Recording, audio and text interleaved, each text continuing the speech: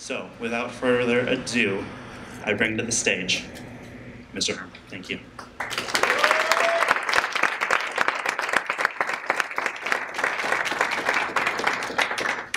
So I spent 7 months living in Tanzania, working on big problems, trying to find solutions for big problems, taking action on big ideas.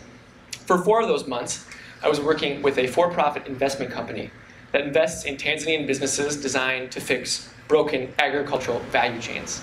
So what the heck does that actually mean, as you're probably wondering? Essentially, I was working with subsistence farmers, the poorest farmers on earth, way out in rural Tanzanian villages, create value for their production. See, the problem in Africa and Tanzania is not necessarily just that they're bad at producing food, that their agronomy practices are bad. That's true. One of the bigger problems is that they can't get their food to market. And so that's the problem I was working on. And I worked with a food preservation scheme. We went out to these villages and we sold them these solar dryers. And these solar dryers can take 10 to 12 raw kilos of any type of produce you can imagine. You throw them on your tomatoes, and in 2 days, you have delicious sun-dried tomatoes. They were delicious. I ate a lot, too much. And so what we did there is we took food that would otherwise rot, and we turned it into something that could sell. We took something that would just be nothing and turned it into income for their families, using business, using markets, profit, which is amazing in the world of economic aid, helping them create value.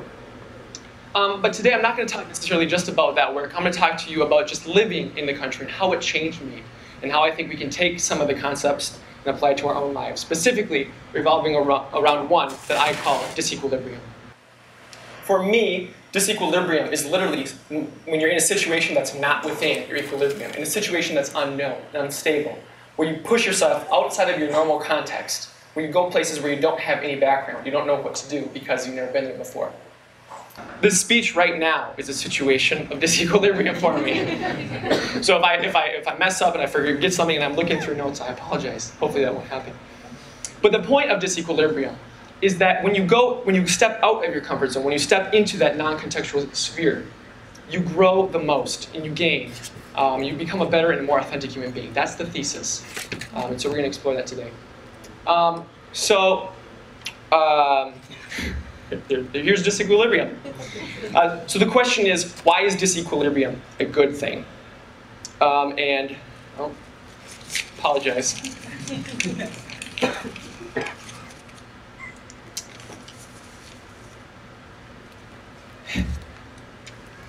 Oh, okay. Like many of you who've gone to a different part of the world, you get on a plane, you put yourself down in another country. That's disequilibrium. You're literally taking a step into a context which you don't know. You're putting yourself in a culture, experiencing new cultural things that you don't know. That's disequilibrium. For me, living in Tanzania was a total disequilibrium. You're living in East Africa, which right now is booming. You have all these old tribal practices merging with these new modern things from the West. You have all this Asian investment, building roads, all this stuff coming together and making this hub of growth. Huge growth rates, 7-8% national GDP growth rates. There's no context for the direction that East Africa is going. It's in disequilibrium. Furthermore, I was working for a nonprofit firm in a for-profit firm, in a former socialist country, where 20 years ago, saying that you're encouraging private property and income generation would be looked down upon, would be laughed at. That will never happen here. The whole situation was disequilibrium. And for me, when you talk about why is disequilibrium a good thing, it comes down to how it changes you. Living in a place that's so hard, you're confronted with problems every day, it wears you down. It really breaks you. And that's what I experienced. It got to the point where you see so many problems every day and you realize you can see with greater clarity the problems in your own life. I remember I was at a Tanzanian orphanage and I was holding this little boy in my arms. His name was Jerry. Jerry was abandoned in a pit latrine because he had a disability. You can't see it, it's his leg. He had a disability. And he had AIDS, he had HIV, and he was slowly dying. And in that moment, I was holding Jerry, and he was smiling up at me. And I thought to myself, how can I even presume that my problems are any worse than his? How can I make that assumption? How can I go and have that attitude? It broke me. It made me feel so weak in myself to see this little kid smiling up at me. And here I am weeping over him, realizing how many problems he has to face growing up. I remember interviewing an HIV-ridden grandmother in her late 70s. In her life, she had had 6 children, all but one had passed away from HIV. And so she was the primary caretaker for all of these grandchildren, tons of grandchildren. I remember looking here and thinking to myself, how can you live with so much joy and so much strength and so much vigor despite the circumstances you live in? So many days I just want to lay in bed and hit the snooze. I don't want to go out and address the problems out there. I don't want to go into the situations that are never going to come. I don't want to go do some hard things. But here she is, she's smiling, she's so happy. I remember passing over a dry riverbed, and for the first time in my life, I saw children digging holes in search for water. My first inclination was to whip out my camera and zoom in, put on my huge lens and zoom in on this kid. In the moment before I hit the trigger, he looked at me through the lens.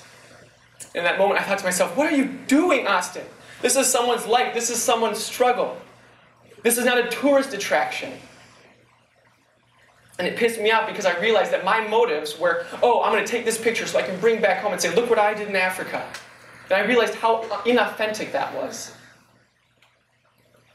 You see, so many things happened to me when I was living in Africa. I was robbed, I was assaulted, I almost died of malaria. And in those moments, I remember thinking to myself, I just want to be home right now. I just want to be home. I want to be in my bed. I want to be with my family. I don't want any of this. I don't want to know this. So many scary things happened to me, so many things I became a witness to, that this is just so messed up. Take me out of here. But when I look back now upon that time, I realize that it was in those really dark, scary, raw moments that I grew more than I ever could imagine. It was in those moments where I was living a more authentic life. And that's what's important, and that's what I want to talk to you about today, disequilibrium. So, everyone on this planet has a story to tell. My question today is, what stories are we listening to? See, we have generations of children that are growing up addicted to video games, credit cards, TV shows. They get passionately angry when their favorite NFL team loses, or when they themselves lose.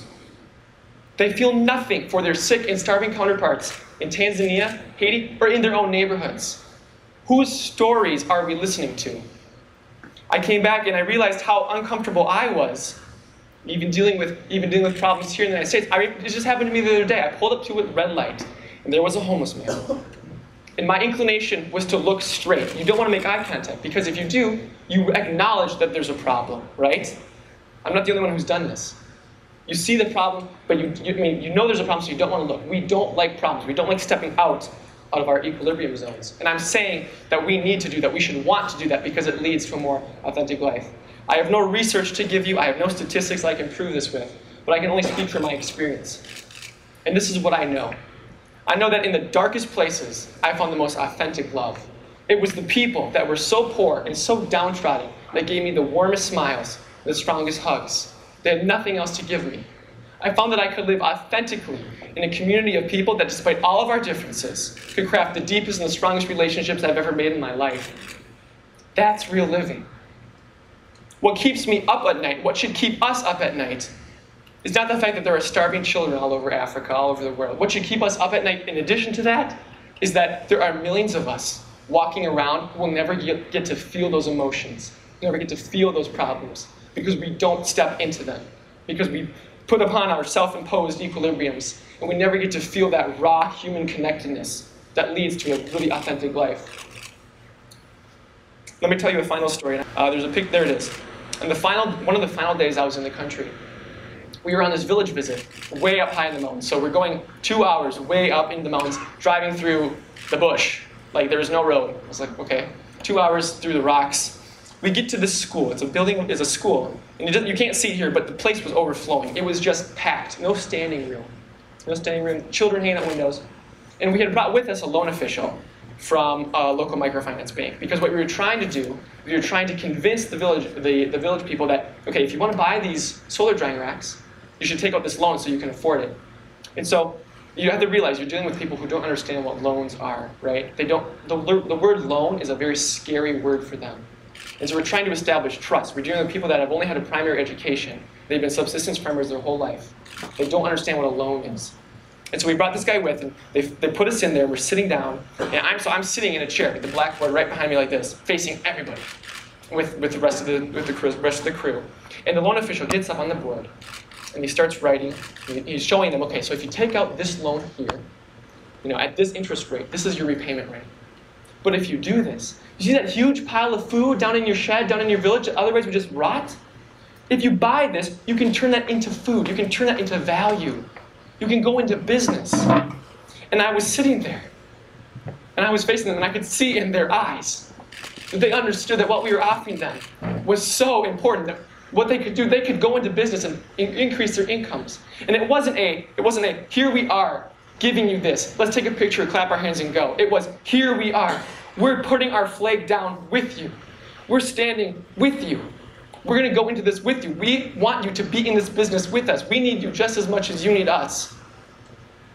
We're going to go together. We're going to fail together. We're going to succeed together. And they saw that. And I was sitting there and I got overwhelmed. Because for the first time in my life, I felt such intense purpose for what I was doing. And it was because I was willing to step in that disequilibrium and to go doing crazy things that you wouldn't think of doing. You don't have to start that big. You don't have to go jump in Africa. You can do it in your neighborhoods. In this neighborhood, outside these doors, there is pain, and there is loneliness, and there is fear, and there's apathy, and there's cultural apprehension. And it's because people don't bridge the gap. People don't go out and talk to different people. It can be so simple. Instead of going to Jimmy John's for lunch, go to a Somalian restaurant. Put yourself in a context you've never been before. It could even be more simple. When was the last time you called your parents instead of texted them? When was the last time you called your grandma and told her how much she means to you? You say, no, I can't do that. That's weird. I'm just going to call my grandma. But you say, that's your equilibrium telling you that. Because it's weird. Screw it. Screw it. Because the moment that we start changing ourselves, the moment we start accepting problems, the moment we move into problems, you start to realize purpose. You start to feel meaning and authenticity. And you start to feel part of something so much bigger than yourself. You give of yourself freely. You serve. And that is the most wonderful feeling because it completes you. It's not about you, it's about other people. So I encourage you as you leave this room today to go out these doors, to go find the disequilibrium in your life, to go find things that really make you mad, things that you're passionate about, things that break your heart, and to go do something about it. Throw yourself into it. It can start so simple, and you just branch out. Because the moment you start doing those things, the moment you start moving into the disequilibrium, is the moment you're going to be a step closer to finding the true meaning and the true purpose for why you're here.